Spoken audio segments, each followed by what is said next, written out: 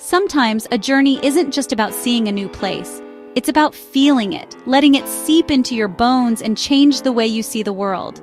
It's about connecting with the people who call it home, sharing a smile, a handshake, or a story, and realizing that even across continents, we're not so different after all. My hope, as I set out for Cameroon, was to find that connection, to go beyond the guidebooks and discover the heartbeat of a place through its people and its land. Cameroon is often called Africa in miniature, a country where you can find rainforests teeming with life, arid deserts stretching to the horizon, and coastlines kissed by the Atlantic. Its diversity is astonishing, a microcosm of the continent itself. But I wasn't after the usual tourist spots or the well-trodden paths. I wanted to see the places where few travelers venture, where the land still feels wild and untamed. I was drawn to Lake Nyos, a crater lake hidden deep in the western highlands, shrouded in mystery and legend, its beauty matched only by its tragic past. I wanted to understand the land and the people living in its shadow, to learn how they've rebuilt their lives and found hope in the aftermath of disaster. The Ring Road and Oku volcanic field were more than names on a map. They were lifelines, connecting remote villages and opening up gateways to some of the most stunning and dramatic landscapes I'd ever seen. I wanted to walk those ancient paths, breathe the crisp mountain air, and listen to the stories carried by the wind, stories of survival, tradition, and the deep bond between people and place. This wasn't just a trip, it was a pilgrimage to a place marked by both tragedy and resilience, where the land itself holds memories and lessons for those willing to listen. My goal was simple: meet the local mountain tribe, learn about their daily lives, their joys and struggles, and the wisdom passed down through generations. I wanted to witness their relationship with the powerful nature around them, to see how they farm, fish, and thrive in a landscape that can be both nurturing and unforgiving. It's one thing to read about a culture in books or online, but it's something else entirely to sit down, share a meal, and hear stories firsthand, to taste the flavors of the land and feel the warmth of genuine hospitality. That's what travel is about: breaking barriers, building bridges, and finding our shared humanity in the laughter, the challenges, and the quiet moments of connection. With my backpack ready and my mind open, I set out, knowing the journey would be tough, the roads sometimes rough, but the rewards, new friendships, unforgettable sights, and deeper understanding would be immeasurable. I was ready to be surprised, humbled, and inspired by everything Cameroon had to offer, from its breathtaking vistas to its resilient, welcoming people. This is the story of that journey, a story of breathtaking landscapes, welcoming people, and the lessons learned along the way. And at the heart of it all, a lake with a silent, powerful story, one that continues to shape the lives of those who live nearby. It's a journey to the heart of Cameroon. Come along and let's discover it together. The journey into the highlands truly began as we left Bamenda behind and hit the legendary Ring Road. The tarmac faded to red earth, and our vehicle bounced along, dust swirling in our wake. Children ran from villages, waving and laughing, their joy infectious. There were no grand gestures, just genuine smiles and waves, a simple, beautiful welcome. The landscape shifted constantly, palm-filled valleys, banana plantations, then cooler air and vast grasslands. Every turn revealed a new breathtaking view. The mountains grew larger, their misty peaks guarding the secrets of the land. I felt a growing respect and humility as we drew closer. These mountains weren't just scenery, they were home, the heart of the people's culture. The road was long and rough, but with every mile my excitement grew. I was getting closer to the heart of this incredible place. The adventure was just beginning. As we climbed into the Oku highlands, the air turned crisp and clean-scented with wild herbs. The dense forest gave way to sweeping grasslands and ancient montane woods, home to rare birds and plants. It felt like stepping into a lost world, preserved by remoteness and care. We passed hamlets of earth and wood, gardens of maize and potatoes, life moving at a patient, purposeful pace.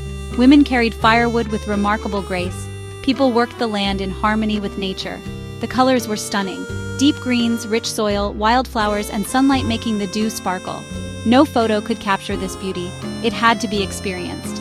As we neared our village, the mountains wrapped around us, Mount Oku standing sentinel in the distance. There was a powerful silence, broken only by birds and distant voices. I knew I had arrived somewhere truly special. Arriving in the village felt like joining a family. The chief greeted us warmly, his smile needing no translation. We shared palm wine, a gesture of trust and welcome. The Enso people are renowned for their craftsmanship and resilience, deeply connected to their land and traditions. The chief spoke of respect for ancestors and the sacredness of the mountains, forests, and lake. We listened to elders' stories of history, seasons, and festivals. Children, shy at first, soon played and laughed with us. The sense of belonging was palpable. Everyone had a role, and respect was woven into daily life. They faced challenges together, supporting each other through everything. It was a powerful lesson in community and knowing you're part of something larger. As the sun set, I felt immense gratitude for this welcome. Waking up in the village was magical. Dawn painting the sky in soft pinks and golds, the first rays of sunlight gently touching the rooftops and distant hills. Each morning felt like a fresh beginning, full of promise and quiet wonder. The air was cool, crisp, and alive with the sounds of birds calling, goats bleating, and the gentle rustle of leaves. It was a symphony of nature that greeted me every day, reminding me how closely life here was tied to the land. I'd sip sweet, fragrant tea outside, feeling the warmth of the cup in my hands as I watched the world slowly awaken. The village stirred to life with the rising sun, and I felt a sense of peace settle over me. Days were spent learning the Enso way of life, tending crops on steep hillsides where every patch of earth was precious and hard-won. The work was demanding, but there was a rhythm to it, a sense of purpose in every task. We planted yams and maize, our hands deep in the rich soil, feeling the connection to generations who had farmed these same fields before us. Rotating fields was essential to keep the soil healthy and productive, a practice passed down through stories and experience, ensuring the land would provide for years to come. The work was hard, but filled with pride and purpose. The women managed households, cared for children, and supported each other with laughter and wisdom. Their days were long, but their spirits were strong. They brought produce to market, balancing baskets on their heads, sharing news and stories along the way, their voices weaving through the morning air. I watched them prepare meals over open fires, grinding maize, sharing recipes, and laughter.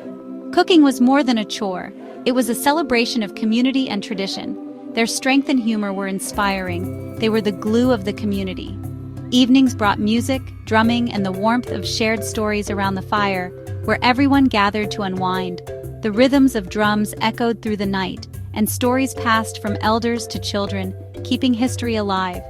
Children played as stars filled the sky, their laughter mingling with the crackle of the fire, a reminder of the simple joys that make life beautiful. In these moments, I felt a deep connection, not just to the people, but to the land and the traditions that shaped their lives. Despite our differences, we're all bound by the need for community, for belonging, and for the comfort of shared experience. Laughter, kindness, and warmth filled every day, making even the hardest work feel lighter. I felt like I belonged, welcomed as part of something greater than myself, embraced by the spirit of the village. The village life was a powerful reminder of our shared humanity and the beauty that comes from living together in harmony with each other and the land. The hike to Lake Nyos began with quiet anticipation, the air thick with the promise of discovery. Our small group gathered at the edge of the rainforest, boots laced and backpacks loaded, each of us wondering what secrets the day might reveal. Joseph, our guide, led us up a narrow, winding trail through dense, humid forest. His steady pace and calm confidence reassured us as we ventured deeper into the wild, the path ahead barely visible beneath the tangled undergrowth. Sunlight filtered through the canopy in golden shafts, dappling the forest floor. The calls of insects and birds replaced the distant sounds of the village, creating a living symphony that seemed to pulse with the heartbeat of the jungle. The path was steep and slippery, roots and mud making every step a challenge. But Joseph paused often, pointing out plants with medicinal uses, a living classroom of traditional wisdom. He shared stories of remedies passed down through generations, connecting us to the land in unexpected ways. As we reached the crater rim, the view took my breath away.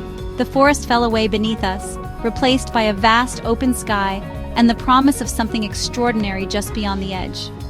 Lake Nyos lay below, a perfect emerald circle nestled in the ancient crater, still and mesmerizing.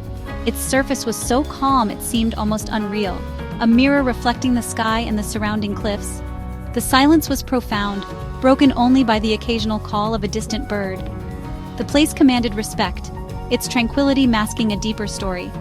It was hard to believe this serene lake was once the site of a devastating disaster. The contrast between its beauty and its history was almost surreal, a reminder that appearances can be deceiving. Joseph spoke quietly of the tragedy, how the lake released a deadly gas cloud years ago, silently claiming the lives of entire villages overnight. His words hung in the air, heavy with the weight of memory. Now, the lake is carefully monitored by scientists, with equipment lining the shore to prevent another catastrophe. Yet, the memory of what happened here remains vivid for those who know the story.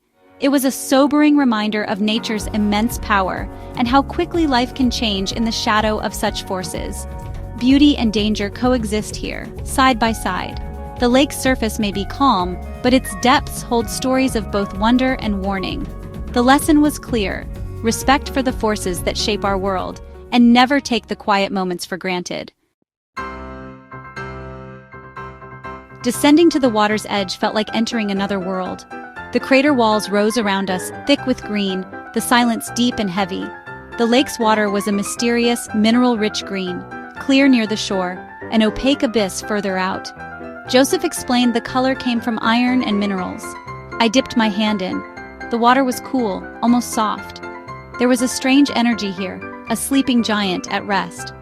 We sat quietly, absorbing the atmosphere, thinking of the lake's history and the people who revere it. This place was both beautiful and sorrowful, tranquil yet powerful. It made me reflect on our smallness and the delicate balance of our planet. As we left, I knew this sight would stay with me forever. Lake Nyos was more than a lake. It was a teacher. My days in the Cameroonian highlands left a permanent mark. The Eniso people's warmth and spirit were humbling. They were rich in what truly matters: family, community, and a deep connection to the land. I learned to slow down, to appreciate simple joys: birdsong, shared meals, golden sunsets. Happiness isn't in things, but in genuine connection. Respectful travel means listening, learning, and honoring the trust of those who welcome us. Most of all, I left with hope, reminded of our shared humanity and the bridges we can build with open hearts. The lessons I learned are carried in the clear mountain air. Leaving the village was hard. Goodbyes to the Chief Joseph and new friends, children waving as we drove away. I left a piece of my heart behind, but took with me memories, lessons, and wonder. This journey was more than a story. It was a shared experience, and you're part of it. By joining us, you help shine a light on these places and people. Your curiosity and support make these journeys possible. If these stories resonate, join our community. Subscribe and be part of a movement that believes in travel's power to foster understanding. My trip to Lake Nyos reminded me why I travel: to open eyes, expand minds, and connect hearts. The world is beautiful and complex, full of people with the same hopes and dreams. Thank you for coming with me to the heart of Cameroon. Let's keep exploring, learning, and connecting together.